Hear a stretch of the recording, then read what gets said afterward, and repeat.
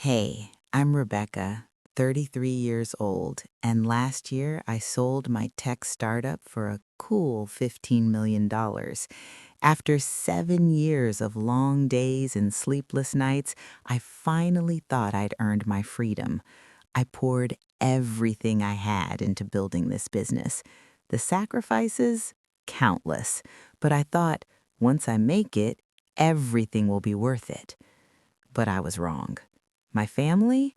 They didn't celebrate my success the way I expected. Instead, they handed me a neatly typed proposal on how they thought I should spend my fortune. Guess who came out on top? Amelia, my younger sister. It hit harder than any failed business or personal relationship I'd ever gone through.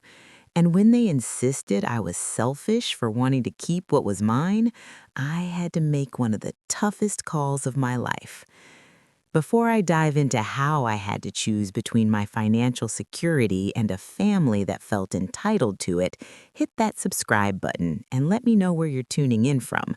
I promise this story's got some twists you'll want to stick around for. Growing up in Boston, life didn't seem like much to brag about. We were your standard middle-class family. Mom and Dad worked hard. Dad was an accountant and Mom was a second-grade teacher. We were comfortable, but definitely not rolling in it. I didn't mind, though. What mattered was that we had enough. Amelia came into the picture when I was 3. I remember the day they brought her home. She had those huge blue eyes, and her fingers were so tiny I could barely believe they were human. I remember thinking she was the cutest thing I'd ever seen. I was determined to be the best big sister to her, and for a while I was. But as we got older, things started to change. I could see how different they treated us. I remember getting straight A's in school, and it was like they expected it. "Of course you did well, Rebecca. You're so smart," they'd say, barely batting an eye. But when Amelia got her B's after struggling with a subject, they acted like she'd won the Nobel Prize. "She worked so hard," they'd beam, taking her out for ice cream to celebrate. It wasn't just the grades, it was everything. By the time I was 10, I was already packing my own lunch and doing chores around the house without anyone asking. Amelia? She needed reminders just to pick up her toys or finish her homework. It wasn't that I didn't love her, I did, but it felt like my efforts were just expected. Meanwhile, she thrived socially. The friends, the parties, everyone loved Amelia. I was different. I found solace in books and later computers. When I was 12, I discovered coding. My school had just installed a computer lab, and when I learned to write my first simple program, it was like something clicked inside me. I begged my parents for a computer of my own, saved up from babysitting, and by my 14th birthday, I had a second-hand desktop. I couldn't believe how excited I was. But when I showed it to my parents, they just shrugged. "That's nice, honey." They were more interested in Amelia's drama club performance that night than my first tech project. High school came and the differences only became more pronounced. I joined robotics and the math team, spending weekends at competitions. Amelia, she joined the cheerleading squad and dated the quarterback.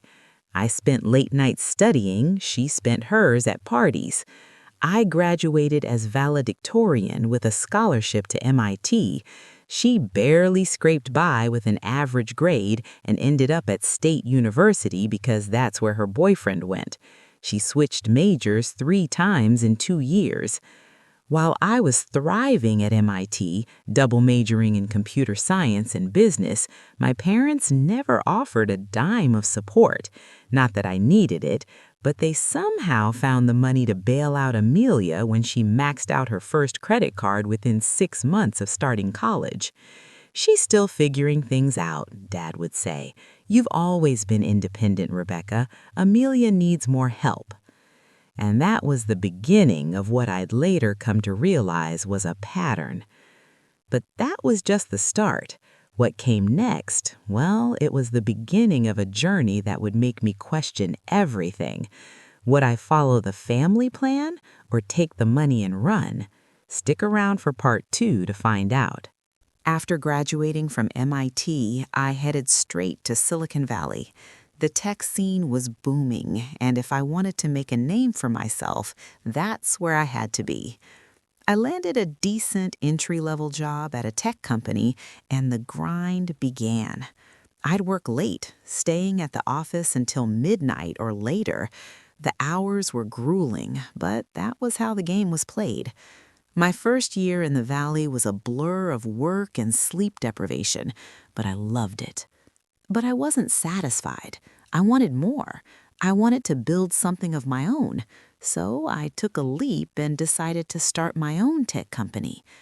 I'd always had this idea for project management software tailored to creative agencies.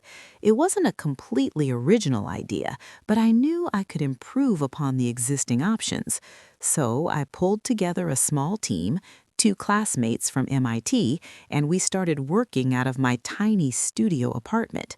We sacrificed everything for the dream. 6 months later, we failed. Our product just wasn't unique enough to stand out in a saturated market. We ran out of money before we gained any real traction. It was tough, but I wasn't about to let this setback break me. I was determined to learn from this experience, so I dusted myself off and moved on. When I called home to share my disappointment, my mother's response was telling. Maybe this is a sign you should move back home, Rebecca. Get a stable job like your father. She didn't say it directly, but the message was clear. Not everyone is meant to be an entrepreneur. My mom's words stung, but they only fueled my resolve. I wasn't going back. I wasn't going to settle.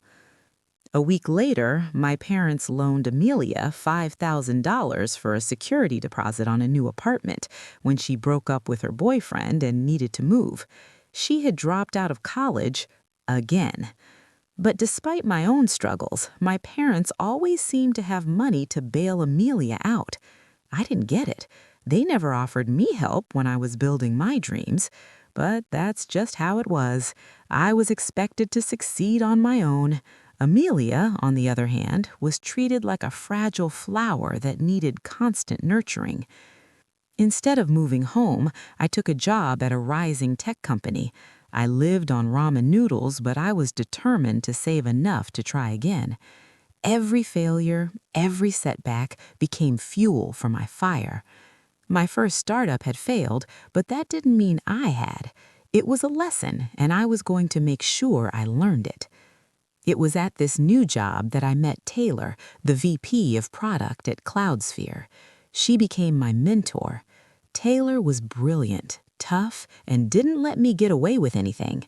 She pushed me harder than anyone ever had before, and I needed it.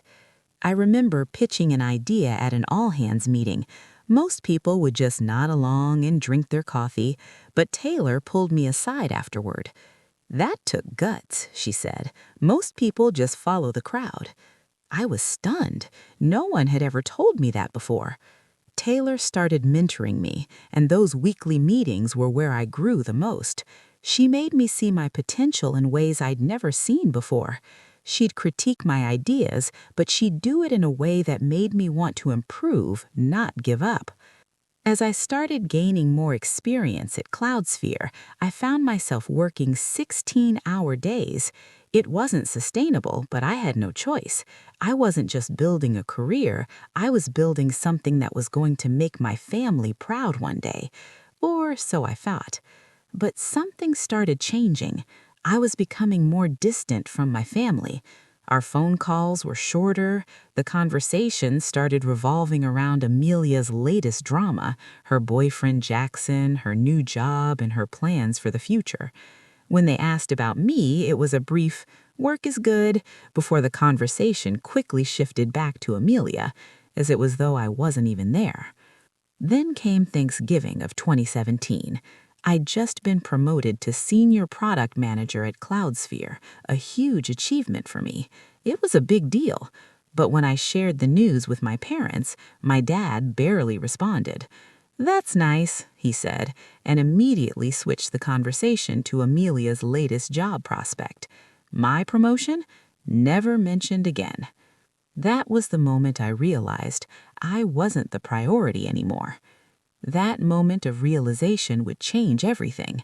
My career was thriving, but was my family falling apart? Was I just a cash cow to them? Stick around for part 3 to see where this twisted road would lead. Despite the family drama, my career was moving forward. I was growing, learning, and building something of my own. But every day felt like I was slipping further away from the family I thought I would eventually share my success with. Then, just when I thought things couldn't get more complicated, they did.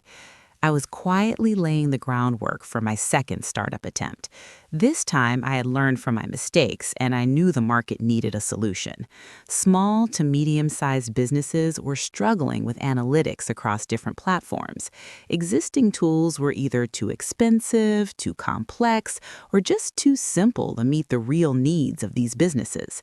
I had a vision for a better product, something that would bridge the gap. I secured a small seed investment from an angel investor who had worked with Taylor before. It wasn't much, but it was enough to give me a 6-month runway. I left my job at Cloudsphere and went full throttle into launching Insight Path, a company that would focus on providing businesses with actionable customer data. I set up shop in my apartment, using it as both office and home. The isolation was brutal, but I was used to it by now. The first few months were incredibly lonely. There were no teammates to celebrate small wins with, no office culture to lean on, just me, my laptop, and the long road ahead. The sacrifices were endless. I didn't have time for friends, let alone a social life. A brief fling with Adrian, a fellow software engineer I met at a hackathon, fizzled out after 2 months. "I really like you, Rebecca," he said, "but it feels like I'm dating your laptop." He wasn't wrong. My laptop was my life. It consumed me. I was everything: developer, customer support, sales, janitor. Everything was on my shoulders. But I had a vision, and when the wins came, no matter how small, they fueled me. My first paying customer, the first positive review, the first day without a major bug. Each victory, no matter how minor, kept me going. I started to feel like maybe, just maybe, I was building something that could change everything. Meanwhile, Amelia's life was progressing predictably. She married Jackson in a lavish ceremony that my parents paid for. I was there for just 48 hours, enough time to smile for photos, deliver a generic maid of honor speech, and then rush back to a customer crisis at work. 6 months later, I got the news. Amelia was pregnant with twins. My parents were ecstatic. I wasn't surprised. Amelia had always been the one who got the attention, and now it was her turn again. I stayed in touch with my family, but the conversations were strained. My parents would spend 20 minutes talking about Amelia's latest drama.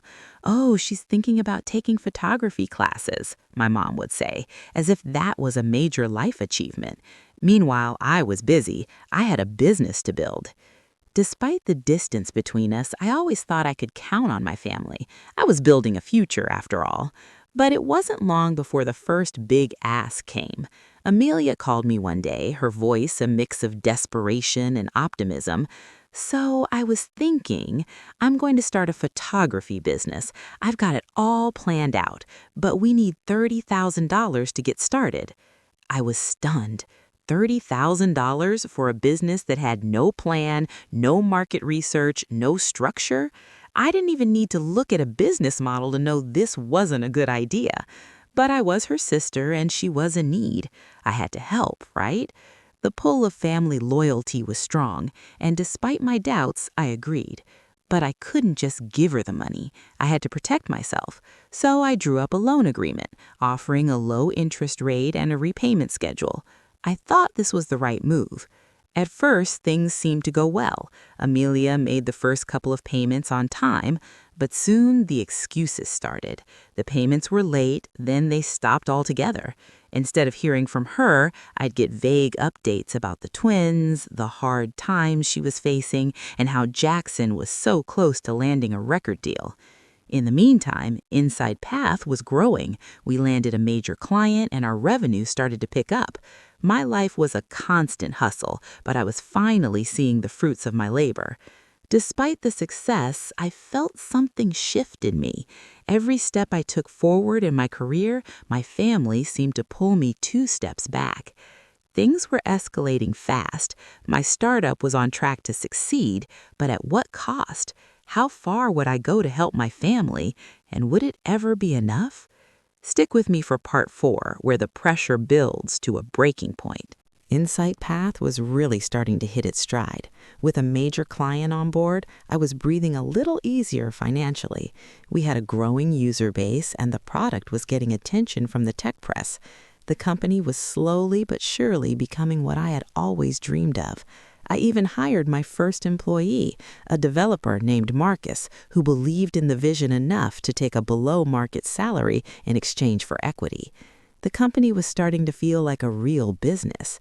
But as I took on more clients and hired a small team, the distance between me and my family grew even wider.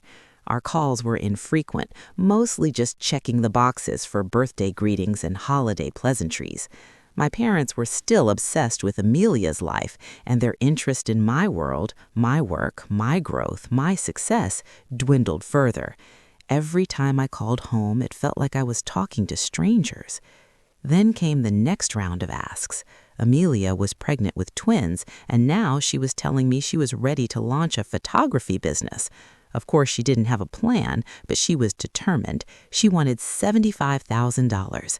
"This is it, Becca. This will get us on our feet," she said with the same conviction she always had. The catch? This wasn't a loan. She insisted it was an investment. She didn't need the money for bills. She needed it for a business. And this time, it wasn't just about getting started. It was about funding a dream. I asked for a business plan, market analysis, revenue projections, anything that would show me this was a legitimate venture, something I could reasonably invest in. But Amelia's answer was telling. "I don't have that stuff, but I know it's going to work. I have a vision, Becca." I didn't know how to respond. How do you explain to someone that you can't just hand out money based on faith, that in business, vision doesn't cut it without a plan to back it up? I turned her down, gently but firmly. I offered to help her build a business plan, connect her with resources, and maybe help her find a mentor who could guide her through the process. But she didn't want that. What she wanted was the money, now, no questions asked. That was when things started to change. The phone calls and messages from my family started becoming more pointed. My parents called, expressing their disappointment in me for not supporting Amelia's dreams. They reminded me of everything they'd sacrificed to get me where I was. They were disappointed I wouldn't help. In fact, they seemed to think that because I was successful, it was my moral duty to help them and Amelia in every way possible. It wasn't long before the guilt trip became unbearable. The emotional manipulation was blatant. My dad, a man who had always been so calm and collected, told me family helps family. My mom's passive-aggressive comments about how I was hoarding my wealth felt like a slap in the face. And Amelia, she didn't hold back. She sent me messages full of guilt and frustration. "How can you be so selfish?" she wrote. "You've made it. We've been there for you all these years, and now that you have everything, you won't help your family?" It felt like the walls were closing in. I had spent my entire adult life trying to prove myself, working endlessly to build something that could make my family proud, and now that I finally made it, it seemed like nothing would ever be enough. Then Thanksgiving rolled around. I had been working tirelessly on Insight Path, but I still decided to fly home for the holiday. When I arrived, the atmosphere felt tense. My parents greeted me, but there was something off in their smiles. Amelia and Jackson were there too, and they didn't waste any time bringing up the money. "Amelia, you've made it," my mother said, "and now we need your help." She told me about their financial struggles, how Amelia and Jackson were in over their heads with their mortgage, and how they needed my help to get by. They hadn't asked directly yet, but the implication was clear. I was expected to write the check. The burden of supporting everyone, of being the savior, was being placed squarely on my shoulders. It wasn't just about money anymore. It was about control. They wanted me to be the one to fix everything for them. I told them I couldn't do it. I couldn't fund their house or pay off their debts. It wasn't that I didn't care about them, but I had already given them so much over the years. I wasn't going to sacrifice my financial future, my business, and my sanity to bail them out of their choices. That didn't go over well. Amelia's response was immediate and harsh. She accused me of abandoning her, of not caring about her future or her children's future. It was like a slap across the face, and for a moment I questioned if I was doing the right thing. Then the final blow came. At dinner, Amelia raised her glass and made a toast. "To those who have the means to help others but choose not to," she said, her voice dripping with sarcasm. "May they learn the true meaning of family before it's too late." That was it. I could feel my heart sink. The weight of their expectations, their sense of entitlement, had become too much. I excused myself from the table, told them I needed to think, and left. I thought I was just walking away from a dinner table, but what I didn't know was that I was walking away from a relationship that had been built on false expectations. What would happen next? Would I be able to rebuild my relationship with my family, or was it too late? Keep reading in part 5 to find out what happened when everything hit the fan. The tension from Thanksgiving lingered long after I left my parents' house.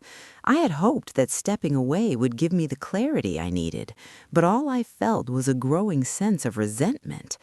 I thought back to the countless hours I'd worked, the personal sacrifices I'd made, and the way my family had barely acknowledged my success. Every milestone I reached had been overshadowed by their expectations. Every phone call felt like an obligation, not a conversation. And now this blatant demand for money, for my future? I thought back to the countless times I'd heard family helps family. But what did that really mean? Did it mean sacrificing everything for people who had never truly seen me for who I was, but only as a means to an end? As the weeks passed, the texts from my family became more frequent. At first, they were filled with guilt, then with anger. Amelia sent me long messages accusing me of being selfish, of abandoning me when she needed me the most. "I can't believe you'd let us drown like this, Becca," she wrote one night. "You're supposed to help, not hoard." My parents were no better. My dad would call, his voice cold, telling me that I was turning my back on everything they had done for me. "You've forgotten where you came from," he'd say. "You were raised to be a part of this family, not some distant millionaire." But the worst part? They told everyone, the extended family, the aunts, uncles, cousins I hadn't seen in years. They told them about my acquisition, about my success, and how I was supposed to be the one to help. It was like they had already made the decision for me. "Rebecca will fix everything. She's the one who made it," they said behind my back. It felt like they had already decided what my role in their lives was, one of financial rescue, and I wasn't having it anymore. I needed a break, a real break from all of it. I couldn't keep living like this, constantly torn between my family's demands and my desire to build something meaningful on my own. That's when I decided to cut contact. It wasn't easy. I hadn't completely severed ties, but I took the necessary steps to protect myself. I changed my phone number, filtered emails from family into a separate folder, and stopped checking social media. I needed space. I needed to think. And that's when I turned to therapy. I found a therapist named Dr. Sarah who specialized in family dynamics and sudden wealth syndrome. I wasn't sure what to expect, but from the first session she made it clear that I wasn't crazy for feeling the way I did. "What you're describing is a lifetime of emotional manipulation, Rebecca," she said gently. "Your family has trained you to feel responsible for their well-being. Now that you've had success, they see you as the solution to all their problems." It was like a light bulb went off. All these years, I had been taught that my success wasn't just mine, it was for the whole family. But when did I become the one solely responsible for everyone else's future? Dr. Sarah walked me through the process of setting boundaries, a concept I had never really understood. Setting boundaries doesn't mean cutting them off entirely.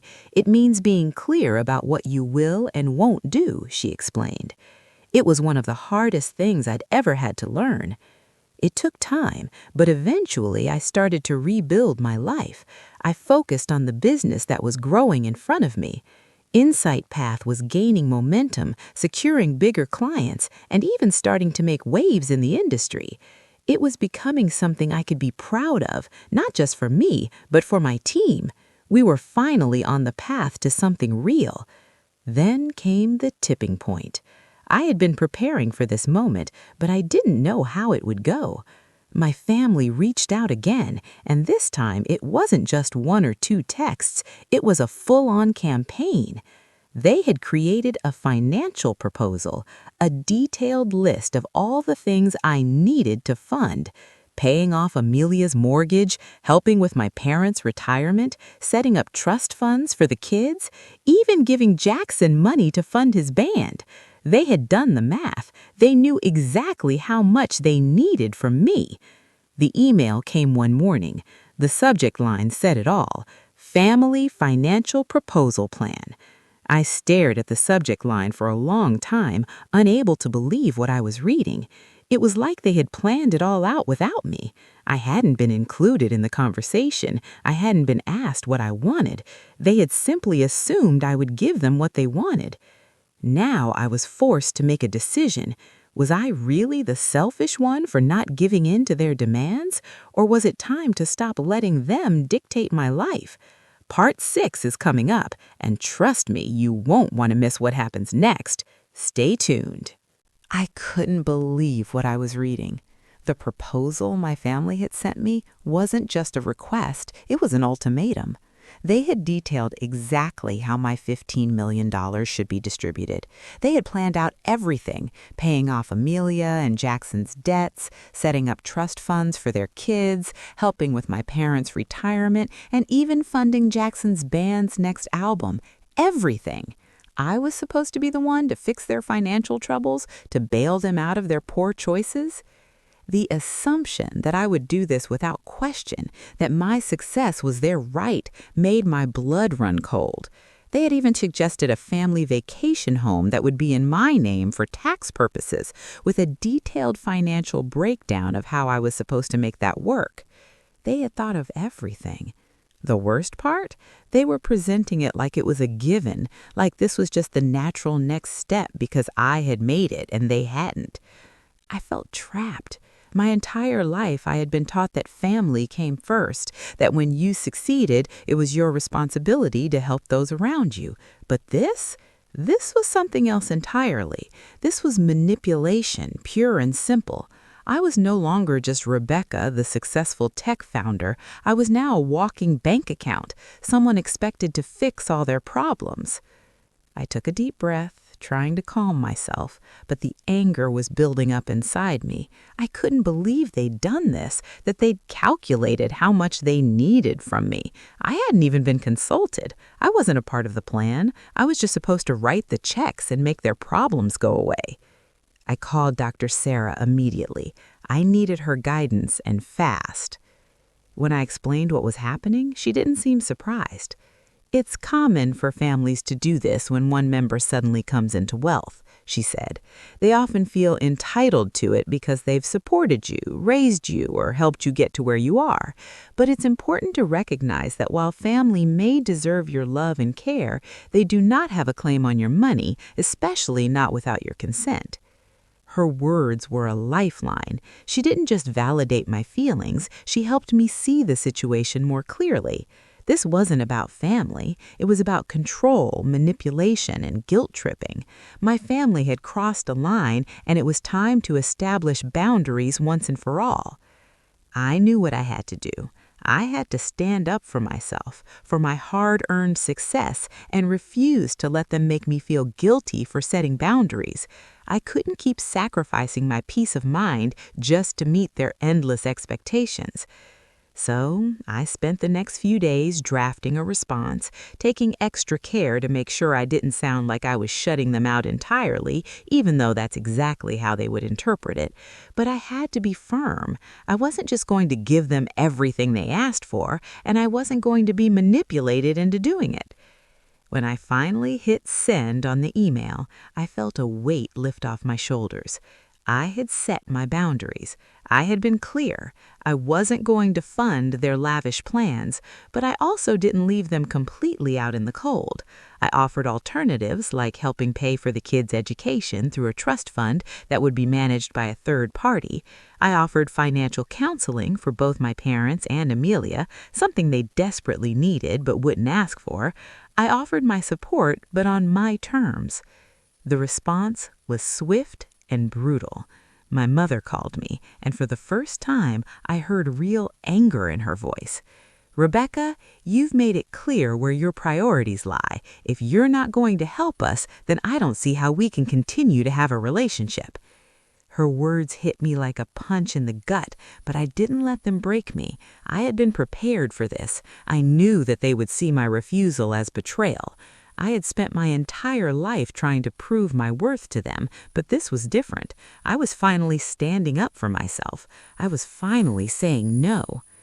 Amelia, of course, didn't take it well either. She flooded my phone with angry texts, accusing me of abandoning her. "How can you be so cold? How can you just turn your back on your family?" It was painful, but I knew I couldn't keep living in this cycle of guilt and sacrifice. I had to let go of the idea that I could fix everything for them. I couldn't keep giving them money, energy, and time I didn't have, only to be met with more demands. It was the hardest thing I had ever done, but I knew it was the right thing to do. The decision had been made. But would my family ever understand? Would they ever accept that my success wasn't theirs to take? The fallout from my decision was nothing short of explosive. My family's reactions were swift and severe. My mother, the one person who had always been my emotional anchor, didn't hold back. "I'm disappointed in you, Rebecca," she said, her voice trembling. "We raised you to value family above everything, and now you're just going to throw that away?" The words stung more than I cared to admit. But there was something else simmering under her words. She wasn't just disappointed in me, she was hurt. Hurt that I had taken control of my own life and success. Hurt that she wouldn't let her and my dad make decisions for me anymore. And it wasn't just her. The guilt trips came fast and furious, and they didn't just come from her. Amelia had gone on a full campaign to make me feel like a villain. She posted cryptic social media updates, pointing out how wealthy relatives can abandon their family and how money changes people. The passive-aggressive tone was clear. She painted me as a heartless millionaire who had turned her back on family when they needed her most. Jackson, of course, didn't stay quiet either. He sent me an email that dripped with venom, accusing me of thinking I was better than everyone else. "You're the one who's changed, Rebecca," he wrote. "You were always so humble, and now you've forgotten where you came from." I wanted to scream. I was the same person I had always been. I had just realized that I couldn't keep living to fulfill their expectations of what I should be. I had dreams too. I had worked my ass off to get here. But somehow that didn't matter. What mattered was that I had something they wanted. It felt like the walls were closing in. Everyone had an opinion about what I should be doing with my money, my life, and my future. The pressure was unbearable. My phone was blowing up, the emails were constant, and every single one of my family members seemed to have something to say. The guilt was crushing me. But that was when I realized something. This wasn't just about money. It was about control. My family had always controlled my decisions, my time, and my emotions. And when I finally started making my own choices, they couldn't handle it. So I did what I had to do. I took a step back. I went silent for a while, cutting off all contact. I needed space. I needed time to breathe and figure out who I was without the weight of their expectations hanging over me. I turned to Dr. Sarah again. It had been a while since our last session, but now I needed her more than ever. I just don't know if I can take this anymore, I confessed, the weight of the last few weeks pressing down on me. They've made me feel like I'm the bad guy, like I'm selfish for wanting to keep what I've earned. Dr. Sarah listened patiently, then offered something I hadn't considered before. Rebecca, your family has trained you to believe that their happiness is your responsibility. That's a huge burden to carry, but you don't have to carry it anymore. You've built something for yourself, and you need to protect that. Her words were a revelation. It wasn't just the money that was at stake, it was my sense of self. My family had always expected me to give up everything for them, and for the first time, I was standing up for what I wanted. I wasn't going to let them make me feel guilty for it anymore. That's when I realized how much I had been neglecting myself in the name of family. I'd buried my own dreams, my own desires in the pursuit of making them happy. But in doing so, I had lost sight of my own happiness. My family's expectations had created a toxic dynamic, one that I could no longer participate in. So I made a decision. I would rebuild my life on my terms. No more guilt, no more manipulation, no more sacrificing myself for their approval. It wasn't going to be easy, but it was the only way forward. I reached out to a few close friends, people who had known me before all of this. They understood me, the real me, not the successful Rebecca or the rich sister, but the person I had been before all of this chaos. Their support was everything I needed to begin the healing process. They helped me regain perspective on what truly mattered, my peace of mind, my happiness, and my own dreams. But as I continued to heal, my family's manipulation didn't stop. Could I ever truly escape their grip, or was I destined to live with the guilt of being their financial savior forever? Part 8 is coming soon, and I can promise you this journey is far from over. Stay tuned. The longer I stayed away, the more my perspective shifted. In those first few weeks of silence, I felt suffocated by guilt. But as time went on, I started to breathe again. I had started a new life, one that didn't revolve around answering to the demands of my family. It wasn't easy, and the shame often crept in when I least expected it, but with each passing day, I became more certain that I had made the right decision. I focused on my business. Insight Path was growing rapidly, expanding to more clients, hiring a full-time team, and really starting to carve out a name for itself in the tech industry. This wasn't just a small project anymore. It was my legacy, the thing I had sacrificed for and worked relentlessly to build. I didn't want to lose sight of it. I had spent so long running on fumes for everyone else. Now it was time to run on my own terms. But then came another surprise. My mom reached out again. It was an email, and I wasn't sure what to expect. I had ignored the dozens of texts and voicemails, but this was different. The subject line was simple: "We need to talk." I hesitated before opening it. I wasn't ready to dive back into that world, but something told me I had to read it. I opened the email. "Rebecca," my mother wrote, "I've been thinking a lot about everything that's happened. I know you're upset with us, but we never intended to hurt you. We were just trying to help. You've always been so independent, and we thought we were helping you keep your family close. I understand now that we overstepped. We were wrong, and I'm sorry." For the first time in a long time, I felt a sense of relief. This wasn't a guilt trip. This wasn't an attempt to get me to change my mind.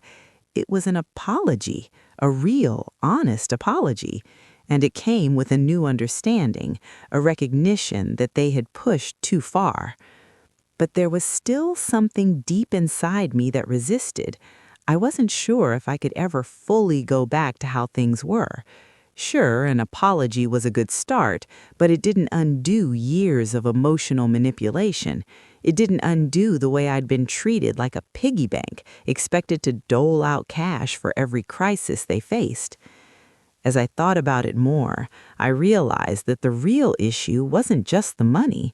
It was the underlying assumption that because I had achieved something, it somehow belonged to everyone else. The lines between love and obligation had been blurred.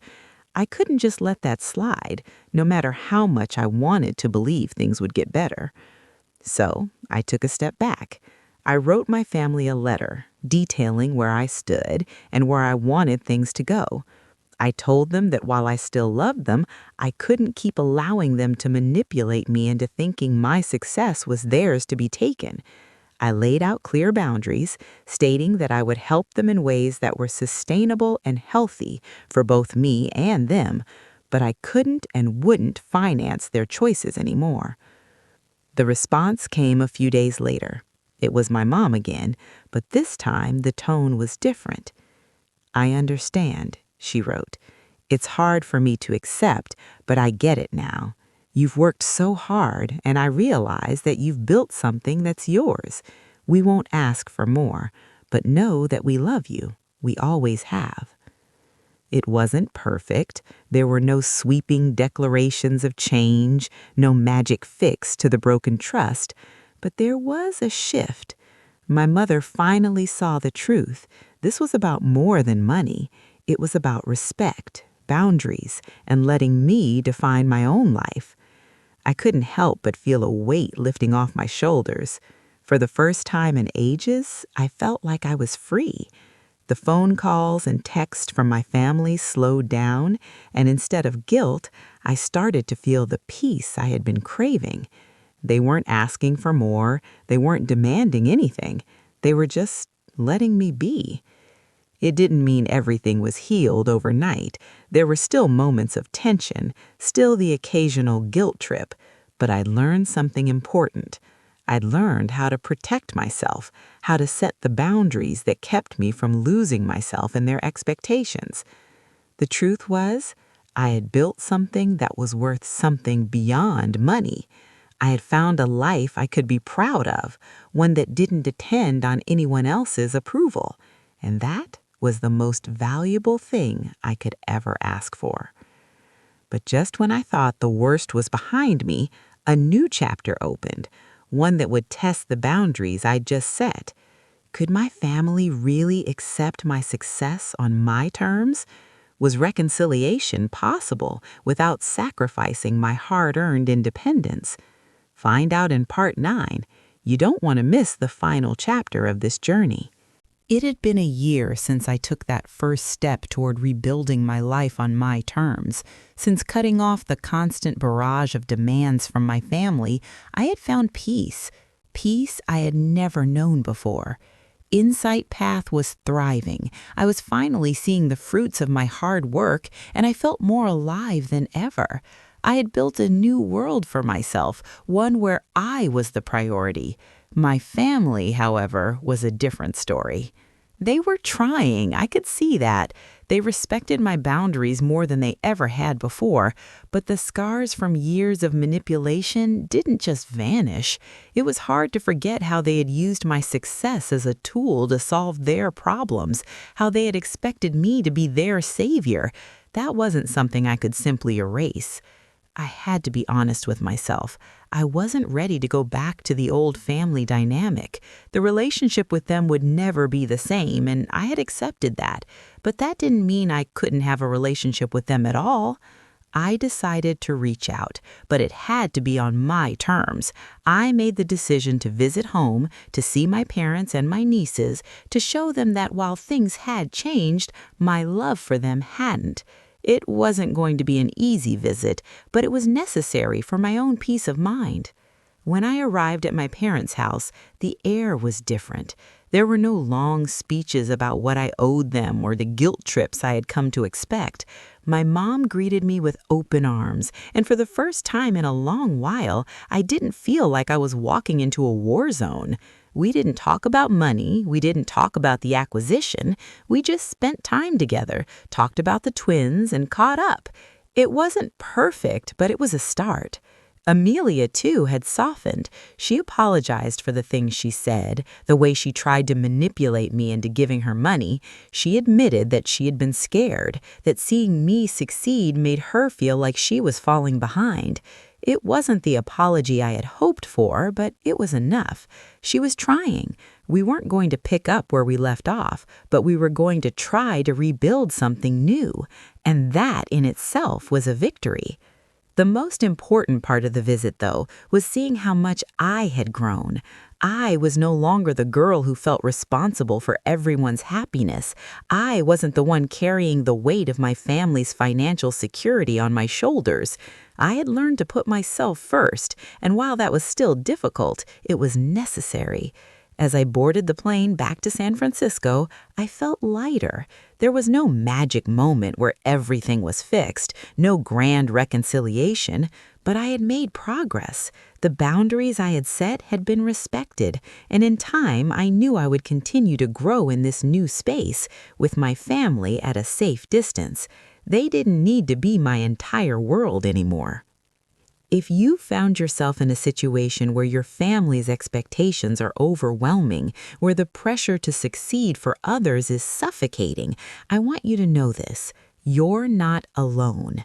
Setting boundaries isn't easy, especially when it comes to the people you love, but your success is yours, and you have the right to protect it just as much as you have the right to protect your peace. Take a step back, reclaim your life, build your future on your terms. And if this story resonated with you, share it with someone who needs to hear it. Don't forget to like, comment, and subscribe for more stories like mine. You deserve to live a life that's defined by your choices, not someone else's expectations. Thank you for following my journey. I hope it helps anyone facing similar challenges to find their own path to peace.